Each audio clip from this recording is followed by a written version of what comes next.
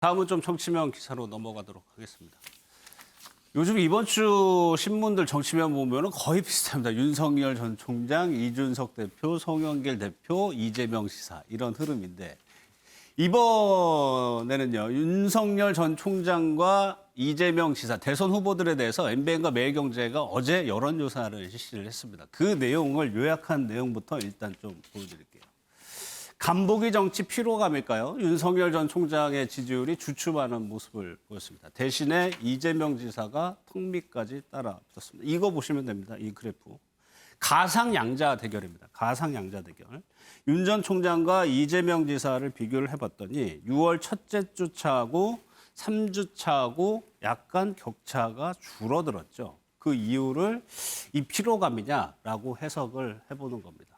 윤 전 총장이 40%, 이재명 지사가 38%, 오차범위 내기 때문에 누가 앞섰다라고 얘기할 수가 없는 상황입니다. 박빙이라고 보시면 될 것 같은데 이 추이만 좀 한번 보시면 될 것 같아요. 이종구 평론가님, 일단 조금 줄어드는 모습을 보였어요. 그 이유를 뭐라고 봐야 될까요? 일단 윤석열 전 총장의 지금 지지율이 사실상 최정점이다라고 볼 수가 있어요. 왜 그러냐면 윤 총장이 아시다시피 정치적인 견해, 정책적인 어떤 비전 이런 것들을 하나도 이야기하지 않았거든요. 그런 상태 속에서 30% 초반에서 중반까지의 어떤 지지율이라는 건 어떤 의미에서는 아직도 전에 했던 어떤 행보들, 예를 들어서 이 원칙, 공정 이런 것과 관련한 검찰총장으로서의 어떤 이 올곧은 행동 이런 것들이 아직도 지금 작용하고 있는 그런 부분이거든요. 그렇기 때문에 여기서 더 올라간다보다는 유지하느냐 아니면 얼만큼 천천히 내려오느냐. 물론 정책적인 그런 비전을 보이기 전까지 또 도덕 검증을 하기 전까지 그런 어떤 상태 속에서 주춤주춤하고 내려가는 건 전 일반적인 어떤 현상이라고 보고요. 여기에 더해서 지금 대변인이 이제 공식적으로 나오지 않았습니까? 그래서 대변인이 하나하나 정리는 하지만 아직도 직접적으로 어떤 목소리를 내지 못하는 건 책임 정치를 하지 않는 거 아니냐. 행보는 보이지만 책임지지 못하는 어떤 언행이다. 이런 상황 속에서 내려가고 있는 것 같고요. 상대적으로 이재명 지사는 자신은 어쨌든 정책적인 부분을 마음껏 이야기할 수 있지 않겠습니까? 그래서 이 윤석열 총장의 본격적인 행보, 그야말로 정치적인 언동을 계속하고 정책적 행보를 보이는 순간부터 진검승부가 될 것이다. 현재까지는 계속 이렇게 출렁거림이 계속 지속될 것이다라는 생각입니다. 근데 이종구 평론가님은 윤 총장이 본격적으로 정치 행보를 하면 오히려 지지율이 떨어질 거라고 보시는 거예요? 떨어질 수도 있죠. 왜냐하면 물론 떨어질 수도 있고 올라갈 수도 있지만 그러나 사실 40%대까지 지지율이 오르는 후보는 없어요. 1년 전에. 거의 비슷한 어떤 행보는 한 30%에서 30% 중반대가 가장 높은 어떤 지지율이거든요. 만약 40%대로 치고 올라간다는 건 본인의 어떤 능력만이 아니라 상대의 어떤 또 막말이라든지 실수 이런 것들이 겹치면서 40%가 되는 것이지. 그래서 지금의 어떤 지지율이 사실 저는 굉장히 정점이라고 보는 것이죠. 각 당별로 대선 후보들의 지지율도 한번 살펴보겠습니다. 이재명 지사하고 윤 전 총장이 압도적이라고 표현할 수 있을 만큼 2위권 후보들하고 차이가 좀 있습니다. 민주당에서는 이낙연 전 총리가 이렇고요. 추미애 전 장관이 좀 올랐어요. 박용진 의원도 좀 올랐고 정세균 전 총리 조금 떨어졌고 범야권에서는 홍준표 전 대표도 좀 떨어졌고 유승민 의원이 올랐고요. 하태경 의원이 올랐습니다. 이게 주 교수님 현상을 좀 보면은 어느 정도 흐름은 좀 있었던 것 같아요. 아마도 이준석 당대표의 당선과 이 소용돌이가 같이 맞물린 것 같습니다. 일단 여권 속에서 박용진 후보가 약진한 부분은 이준석 당대표가 젊은 세대 교체 바람이 있었기 때문에 같이 아마 바람을 맞붙었던 것 같고요. 또 하나 추미애 전 장관의 약진도 어떻게 보면 윤석열 전 총장이 침묵하고 있는 것과 맞물려서 내가 저격수다라는 것으로 이제 친문의 어떤 전폭적 지지를 받지 않는가 그렇게 분석해 볼 수 있겠고요. 윤석열 총장 쪽이 이제 야권 쪽이 좀 어떤 변화의 기류가 저는 조금 느껴질 수 있다고 생각합니다. 조금 큰 변화는 아니지만 유승민 후보의 이 어떤 지지율에 약간의 요동침이 보이고요. 그러면서 이제 윤석열 전 총장이 아까 이종근 평론가님 말씀처럼 전원 정치라고 그게 과거에 박근혜 전 대통령의 그 데자뷰를 일으킬 수가 있는 불통의 이미지로 또 와닿을 수가 있기 때문에 그런 부분과 맞물렸기 때문에 윤석열 전 총장은 아무래도 박스권에 좀 갇히게 되지 않을까라는 예측을 조심스럽게 해봅니다. 전원 정치 뭐 이번에 또 새롭게 생긴 단어긴 한데 어제 그래가지고 윤 전 총장 측에서 또 한 번의 입장이 나왔습니다. 하루에 한 번 정도 이렇게 기사를 좀 생성할 수 있는 것 같은데 어떤 내용인지 좀 한번 보도록 하겠습니다. 어떻게 하기로 했느냐? 마이웨이를 선언했다고 한국일보는 해석을 했습니다. 여야 협공에 대응하지 않고 내 갈 길을 가겠다. 거대 양당의 공세에 독자 노선을 걷겠다는 메시지를 냈다. 민주당은 엑스파일을 거론하면서 견제했죠. 국민의힘은 고자세로 입당을 요구를 했다. 이준석 대표가 아마추어 티가 난다라고 돌직구를 날리기도 했었습니다. 여기서 김관욱 교수님 주목할 부분은 여야예요. 여의 공격이 아니고 야. 같은 편이라고 보이는 데서의 협공에 대응하지 않겠다. 협공이라고 보이나 봐요? 지금 뭐 앵커 말씀하셨지만 사실은 여당은 뭐 당연히 그렇게 네. 생각을 하죠. 그런데 야당까지의 문제를 공격으로 생각한다. 이거는 이제 사실 어떻게 보면 국힘당에 입당하는 시기 자체를 상당히 늦추겠다는 것을 완곡하게 표현하는 것이다. 그러니까 정치권 전반과 나는 다르다라고 이제 본인의 어떤 스탠스를 자리 잡기를 바라는 것 같아요. 그러니까 정치권은 기본적으로 문제가 있고 나는 완전히 달라서 큰 정치만을 꿈꾸고 국민을 위한 정치만을 하겠다. 예. 이렇게 차별화를 가져가는 부분에서 국힘당과의 거리를 뚜렷하게 둔다. 그러면 이게 왜 나오느냐? 저는 예. 김종인 전 비대위원장의 전략이라고 봐요. 김종인 위원장. 그렇죠. 김종인 비대위원장의 전략은 제3지대에서 자리를 잡고 그다음에 이제 국힘당을 끌어서 중도와 보수를 아울러서 이제 선거를 승리를 이끌어가는 그런 순서의 어떤 전략이었는데 김종인 비대위원장은 모시고 싶지는 않지만 그 김종인 비대위원장의 전략은 차용하고 싶은. 그러니까 그게 유효하다는 것은 윤석열 전 총장도 인정을 하는 것 같아요. 그 와중에 이제 국힘당의 이준석 대표가 압박을 하니까 우리는 뭐 그 부분에 전혀 먼저 입당하거나 그럴 생각이 없다는 것을 명확히 함으로 해서 상당히 이제 야당과의 거리도 좀 예. 만들어가는 그런 차원. 즉 어떻게 보면 김종인 없는 김종인 전략이 차용되고 있다. 뭐 이렇게 얘기를 할 수 있는 것 같고요. 예. 그리고 아까 전원 정치라 그랬는데 저는 승지 정치의 부활이다. 그러니까 대변인 2명을 두고 과거 조선시대에 했던 것처럼 승지를 앞세워가지고 본인의 얘기를 하고 있는 이런 거는 일방적인 본인이 얘기하고 싶은 것만 얘기하는 거거든요. 예. 그러니까 사실상 우리가 지금 이 시대에 해야 되는 소통의 정치는 땅 방향이어야 합니다. 취재를 해야 되고 국민은 물어봐야 되고 그런데 여기서는 하고 싶은 얘기만 하고 있는 이런 승지 정치가 예. 사실상 불통으로 여겨지게 되고 이 기간이 길어지면 길어질수록 윤석열 전 총장의 지지율은 뚝뚝 떨어질 가능성이 높다 이렇게 보는 거죠. 그 부분에 대해서 좀 비판적으로 보시는 분들이 많은 것 같아서 제가 한번 첨언을 하자면 이종구 평론가님 혹시 그런 이유는 아니었을까요? 윤 전 총장에 대한 언론의 관심이 많아요. 그래서 취재를 해야 되는데 실질적으로 얘기를 해줄 사람이 없단 말이에요. 그러니까 불가피하게 대변인을 좀 빨리 내세워가지고 거기에 대해서 좀 해소를 해주는 측면 이런 거는 없었을까요?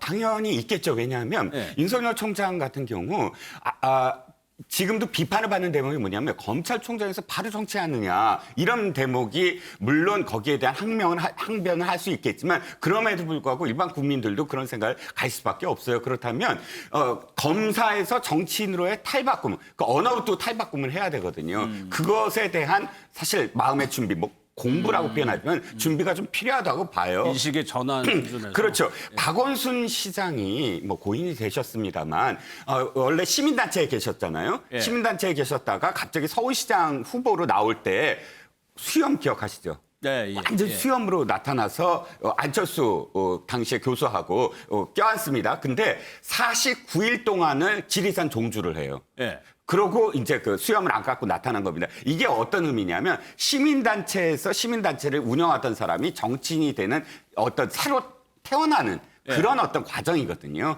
그러니까 이 지금 윤석열 총장 물론 3월 4일 날 사퇴를 해서 100일이 좀 넘었습니다만 뭐 이 윤 총장에게는 내가 정치인으로서 새로 태어났다라는 그런 통과 의례가 필요하다고 생각하는 것 같아요. 그렇기 때문에 그런 언어, 내가 말을 하기 시작하면 완전히 정치인으로서의 언어와 정치인으로서 책임지는 그런 행보를 보여야 되는데 예. 그런 준비가 됐을 때 시작하겠다. 그 상황 속에서는 대변인 정치를 할 수밖에 없다. 이걸 지금 하는 게 아닌가 싶습니다. 예. 여야 협공이라고 표현된 부분 여러 가지 좀 비판과 실제 공격도 있었죠. 저희가 한번 모아봤는데 어떤 내용인지 한번 들어보겠습니다. 제1야당에서 변변한 대권 후보 하나 없기 때문에 윤석열 지지율만 올라가는 거를 누군가는 탓은 하고 싶은데 일부러 그렇게 얘기하는 거 아닌가 싶고요. 한마디로 꼼 잡는 매가 두렵다라고 저는 생각을 합니다. 윤석열이 어떤 사람인가를 잘 알고 있는 사람이고 제가 지휘 감독자이니까요. 저만큼 윤 총장을 잘 아는 사람이 없기 때문에 제가 꼼 잡는 매다. 언론의 긍정을 아무리 피하려고 조정동의 그 추론성을 내세운다 하더라도 필요한 문제다라는 거죠. 저는 엑스파일 같은 거 갖고 있지 않고요. 송영길 대표가 무슨 말씀을 하시는 건지 잘 모르겠는데요. 법무부 장관으로서 지휘 감독자로서 잘 알고 있다. 원론적인 입장을 말씀드리는 거죠. 근데 이제 문제는 모호하다, 너무 자신감이 없는 것 같다. 화법이 뭐 뚜렷하지 않고 그러니까 국민들이 잘 못 알아듣게 말씀하신다는 거죠. 그리고 이제 안철수 대표가 사실은 윤석열 일기거든요. 안철수 신들을 확 떠졌잖아요. 저물었던 이유가 그런 모호한 화법 때문에 그래요. 그런 전철을 밟지 않기를 바랍니다. 정치를 시작하겠다라는 공식 선언을 안 하신 상태에서 대변인은 있고 보통 우리 상식하고는 좀 안 맞고 같은 링 위에 올라와서 치열한 각자의 경쟁력을 선보이고 제가 간보기 제발 그만하고 빨리 이 링 위에 올라오라. 이게 정치를 어차피 할 것 같으면 이거는 정치라는 게 굉장히 본인 인생 입장에서는 정말 어려운 결심 아니겠습니까? 네. 그런 결심을 아마 할 시간은 충분했다고 봅니다. 들으신 것처럼 여야 모두 이제 비판을 하는 목소리를 들어보셨는데 다음 신문도 한번 볼까요? 어떤 내용을 좀 평가하고 있는지 한국의 동아일보입니다. 윤석열 전 총장 검증금을 피하지 못할 것 방금 들으셨던 내용에도 있죠. 윤 전 총장 쪽에서는 김대엽 같은 버릇 버려라라고 얘기를 하고 있습니다. 민현주 의원님께는 아까 추미애 전 장관이 했던 얘기 한번 여쭤볼게요. 꽁 잡는 매. 매가 매니까 윤 전 총장을 잡을 수 있다라고 얘기를 했거든요. 그 부분 어떻게 생각하세요? 사실은 윤석열 전 총장을 이렇게까지 키워놓은 1등 공신은 추미애 전 법무장관 아니겠습니까? 예. 추미애 전 장관하고 윤석열 전 총장과의 그 극적인 갈등 때문에 윤 전 총장이 사실 총장직도 내려놓게 된 계기가 됐고요. 예. 그리고 이렇게까지 국민들에게 주목을 받게 됐고 어떻게 보면 문재인 정부의 저격수가 되는 그런 결정적인 계기를 추미애 전 장관이 마련해 줬는데요. 추 전 장관 같은 경우에는 이제 본인이 얘기한 대로 법무부 장관과 검찰총장 시절에 워낙 많은 일들을 같이 했고 또 뭐 국민들에게 알려진 공식적인 것뿐 아니라 비공식적인 일도 많았기 때문에 뭐 윤석열 전 총장에 대해서 많이 알고 있을 거라고 생각을 합니다. 이제 그게 이제 뭐 꽝 잡는 매가 되는 건지 아니면 윤 전 총장을 더 높은 국민적 영웅으로 만들어줄 건지 좀 지켜봐야겠는데요. 추미애 전 장관 이렇게 말로만 하지 말고 어차피 등판했으니까요. 추 전 장관도 그거에 대해서 윤 전 총장 가서 어떤 문제가 있는지에 대해서 국민들께 알려주시면 될 것 같아요. 그러니까 왜냐하면 저도 윤 전 총장이 조금 문제가 있다고 생각하는 것이 일단 너무 이제 간보기 한다 이런 걸 떠나서 직접적으로 정치를 하겠다라는 얘기를 본인이 안 해요. 본인이 어떤 정치를 할 것인지 대선에 나올 것인지 아닐 것인지에 대해서 구체적으로 본인의 입으로 얘기를 해야 되는데 본인의 입으로 얘기하지 않는다는 거. 지금 뭐 활발하게 SNS 통해서도 의사소통하는데 모든 정치인이 다 의사소통을 하고 있는데 윤 전 총장만 굳이 과거로 돌아가서 아까 교수님도 말씀하셨지만 대변인 정치를 하고 있거든요. 이런 점에서 한계가 있는데 그렇다면 추미애 전 장관이 직접적으로 나서서 어떤 문제가 있다. 국민들께 먼저 알려주셔도 될 것 같아요. 근데 그러지는 못하고 마치 협박을 한다거나 아니면 뒤에서 음습한 정치를 하는 것처럼 나 이런 문제점 갖고 있어. 당신 거 엑스파일이라고 얘기는 안 했지만 예. 나 이런 약점 잡고 있으니까 나오기만 해. 약간 이렇게 들리거든요. 국민들께는. 이거는 또 다른 측면에서는 국민들이 듣기에는 추 전 장관이 윤 전 총장을 또 압박하고 좀 억압하나 핍박하나 이런 걸로 보인다면 추 전 장관의 목표와는 상관없이 윤 전 총장은 국민들에게는 더 큰 지지를 얻을 수도 있다. 기대를 얻을 수도 있다. 이런 측면에서 추 전 장관이 좀 잘못 겨누고 있는 거 아닌가라는 생각이 예. 듭니다. 네. 사실 여야 발언에서 민주당 쪽에서 나오는 발언 당연히 이제 상대 진영의 후보가 될 가능성이 높기 때문에 비판적인 내용일 수밖에 없는데 국민의힘 내에서도 상당히 많이 나오고 있다는 점을 의식한 건 아닌가 싶어요. 이준석 대표, 유 전 의원하고 하태경 의원 얘기 직접 저희가 라디오 인터뷰 들어보셨고요. 이준석 대표 아까 주영기 교수님 네. 아마추어 티가 난다라는 얘기 이런 것들 등등이 윤 전 총장 측이 듣기에는 조금 힘들었을까요? 제가 봤을 때는 이제 여야 협공이라고 했을 때 그 여보다는 사실 야의 협공에 대한 원망스러움을 피력하신 것 같아요. 국민의힘 측에 대한. 예, 윤 전 총장 측에서. 그 이유는 뭐냐면 저는 이준석 대표 라디오 방송의 발언은 좀 긍정적으로 본 거라고 생각합니다. 아마추어라는 게 이제 부정적이라는 게보다는 예. 저희 당 안으로 돌아오면 그런 아마추어 티가 완전히 벗겨질 겁니다. 우리 준비되어 있습니다. 이제 그런 측면에서 아마 전문가들의 손길을 좀 받으시라. 네, 그런 그러면은 측면에서. 분명히 확실히 달라질 것이다. 그런 예. 것에 대한 어떤 요청으로 보였는데 저는 근데 국민의힘이 저런 지금 스탠스를 취하시는 게 오히려 윤 전 총장이나 야권의 그 유력 대선 후보를 조금 갉아먹는 행동이 되지 않을까. 왜냐하면 시간 자체가 그랬어요. 총장을 그만두신 지 3개월 정도가 지났는데 3개월 정도나 지났냐가 아니라 3개월 정도밖에 안 지났지 않습니까? 예. 사실은 준비하고 뭔가 대세를 내타내고 아까 평론가님 말씀처럼 뭔가 자신의 정치적 결단을 나세우기에는 부족한 시간이거든요. 예. 그런데 아직도 뭐 간복이다 이런 식으로 얘기를 하면은 바로 어떻게 등판을 할 수 있겠냐. 예. 그게 사실은 윤 전 총장의 한계이거든요. 그러면 그런 것들을 잘 감싸주고 포장을 해줘야 되는데 그런 부분이 국민의힘이 조금 아쉬운 모습이 아닌가라는 예. 생각이 들고요. 하나만 더 말씀드리면 여당에서는 지금 윤 전 총장의 그 도덕성과 관련된 가족 사건 수사를 검증의 그물이라고 표현하는데 그거는 저는 시대착오적이라고 생각합니다. 이미 그게 프레임에 갇혔어요. 여당이 갖고 있는 공정 프레임이 무너진 상태에서 그걸 자꾸 붙잡고 늘어지는 것은 오히려 여당에게 마이너스 요인이 될 수 있다. 그것보다는 제가 방금 전 말씀드린 것처럼 윤 전 총장의 지금 검증이 되지 않은 능력. 예. 그 검찰 말고는 그분이 검증된 것이 없다라는 측면을 정책적인 조금, 면에서. 예, 정책적 예. 공격이 필요하다고 봅니다. 뭐 민효님 할 얘기 있으세요? 이게 지금 말씀해 주신 거 이제 네. 충분히 동의하고요. 다만 윤 전 총장이 정치를 하겠다는 거는 사실 우리가 다 알고 있지 않습니까? 네. 본인이 직접 대권 선언을 하진 않았지만 근데 여야 협공이라는 저는 그 얘기에서 어떤 문제를 느끼냐면 정치인은 사실은 자기의 정체성이 중요합니다. 예. 자기가 어떤 생각을 갖고 있고 어떤 정치적인 견해를 갖고 있고 시각을 갖고 있고 그러니까 이념까지 가지 않더라도 내가 어떤 정치를 할 것인가에 대한 정체성은 분명한데요. 이 여야 협공이라고 한 얘기한 것 중에 대변인이 쭉 얘기한 걸 보면은 야당도 아니고 여당도 아니고서 어떤 정치를 하겠다는지를 모르겠어요. 더 애매해진 거예요. 사실 공식 행보 나왔을 때도 윤 전 총장은 그 행사의 성격에 대해서는 굉장히 멘트를 잘하셨는데 예. 그 이후에 현장에서 기자들이 하는 직답 질의 응답에는 전혀 답을 못했거든요. 예. 마찬가지로 여야 협공에 대해서 대응 않고 내 길 가겠다라는 건 제3의 뭐 신당 창당이라는 것도 물론 많이 예상을 하시지만 이 제3의 길도 사실은 어떤 정체성이 있어야 제3의 길을 가는데 윤 전 총장의 정체성이 뭔지를 어제의 멘트로 인해서 다시 원점으로 돌아갔다. 예. 도대체 윤 전 총장이 무슨 대선 나가서 어떤 대한민국을 만들 건지 어떤 정치를 할 건지부터 밝혀야 된다. 내 정체성이 무엇인지부터. 저는 그런 측면에서 국민의힘의 지금 지도부나 아니면 다른 후보들이 거기에 대해서 질문을 하는 것이 사실 견제라기보다는 예. 윤 전 총장에 대해서 같이 경쟁하는 입장에서의 질문이라고 생각을 합니다. 네. 혹시 그런 윤 전 총장 측에서 그런 거는 섭섭하지 않을까? 너무 조급한 거 아니냐? 지금 거의 매일 하루 단위로 이제 윤 전 총장에 대한 기사가 나오고 거기에 대한 코멘트나 비판들이 붙기 때문에 이제 누구 말씀하신 것처럼 총장에서 내려온 지 얼마 안 됐으니까 조금 시간을 주고 기다려 달라라는 서운함은 없을까요? 저는 그거는 본인의 생각만 하는 거라고 생각해요.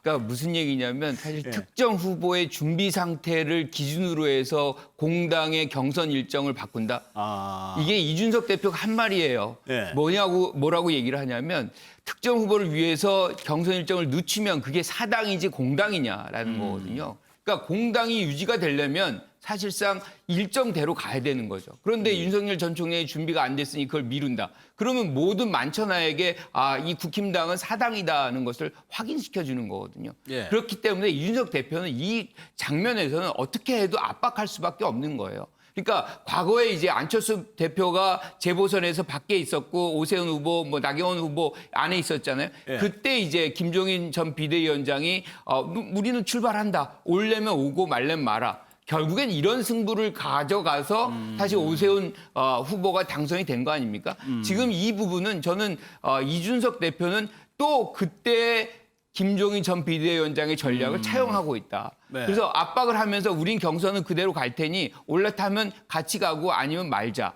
그런데 여긴 좀 다른 부분이 있죠. 왜냐하면 윤석열 전 총장 없는 국힘당은 사실 어떻게 보면 안고 없는 찐빵이나 마찬가지거든요. 지금의 지지율을 본다면.